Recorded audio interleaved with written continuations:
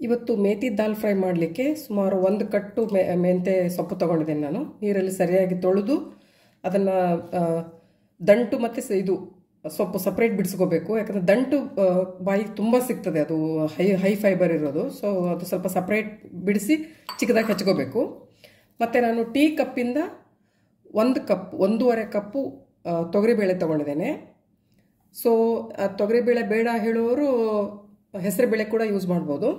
ಅದನ್ನು ಸರಿಯಾಗಿ ತೊಳೆದು 1-2 ಬಾರಿ ತೊಳೆದು ಅದಕ್ಕೆ 1 ಮೆಜರಿಗೆ ಡಬಲ್ ನೀರು. ಸೊ ಸಪೋಸ್ ನಾನು ಈಗ 1.5 ಲೋಟ ತೊಗೊಂಡಿರೋದ್ರಿಂದ ನಾನು ಅದರದ್ದು ಡಬಲ್ ನೀರು ಹಾಕಿ 3 ವಿಸಲ್ ಕೂಗಿಸುವಾಗ ನಾನು 1/2 ಟೀ ಸ್ಪೂನ್ ಎಣ್ಣೆ ಮತ್ತು ಒಂದು ಸ್ವಲ್ಪ ಅರಿಶಿನ ಹುಡಿ ಯೂಸ್ ಮಾಡ್ತೇನೆ.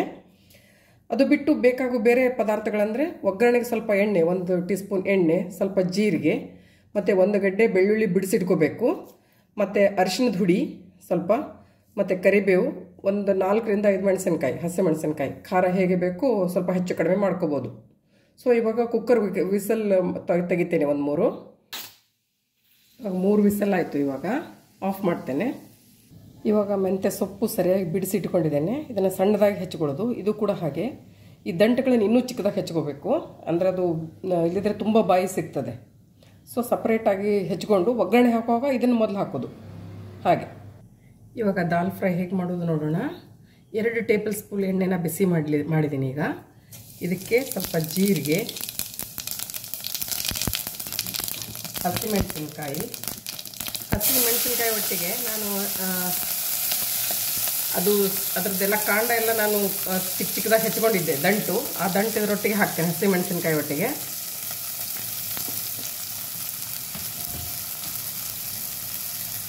ಸ್ವಲ್ಪ ಕರಿಬೇವು,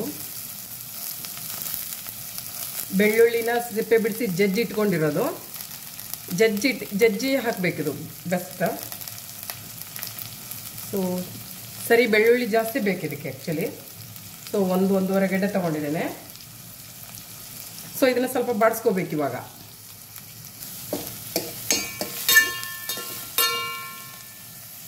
ಇವಾಗ ಸೊಪ್ಪು ಸೇರಿಸ್ಕೊಂಡು ಬೇಯಿಸ್ತೇನೆ.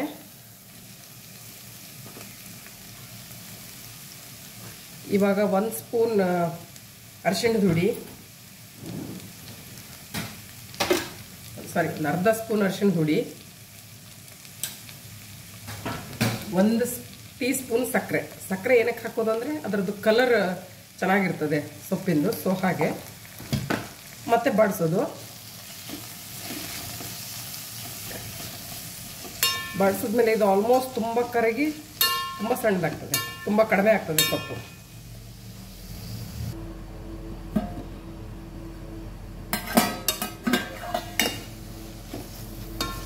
ಇವಾಗ ಇಷ್ಟು ಬೆಂದಿದೆ ಅಲ್ಲ, ಇಷ್ಟು ಸಾಕು.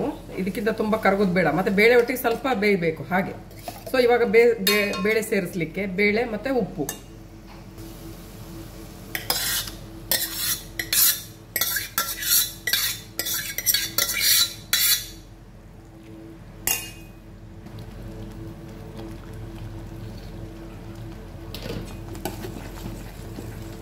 ಸೊ ಇವಾಗ ಆಯಿತು.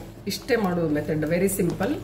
ಇದನ್ನು ನಾವು ಚಪಾತಿ ಜೊತೆಗೆ, ರೊಟ್ಟಿ ಜೊತೆಗೆ, ಸಜ್ಜಿ ರೊಟ್ಟಿ ಜೊತೆಗೆ, ಜೋಳದ ರೊಟ್ಟಿ ಜೊತೆಗೆ, ಮುದ್ದೆ ಜೊತೆಗೆ, ರೈಸ್ ಜೊತೆಗೆ ತಿನ್ಬೋದು. ತುಂಬ ಟೇಸ್ಟಿಯಾಗಿರ್ತದೆ. Very simple, very healthy.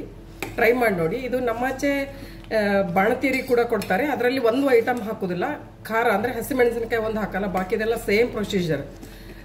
ಮಗುವಿಗೆ ಒಳ್ಳೆಯದು, ತಾಯಿಗೆ ಒಳ್ಳೆಯದು ಅಂಥೇಳಿ ಇದನ್ನು ಬಾಣತೀರಿಗೆ ಕೊಡ್ತಾರೆ. ಎಲ್ಲರೂ ಕೂಡ ತಿನ್ಬೋದು. ಟ್ರೈ ಮಾಡಿ ನೋಡಿ.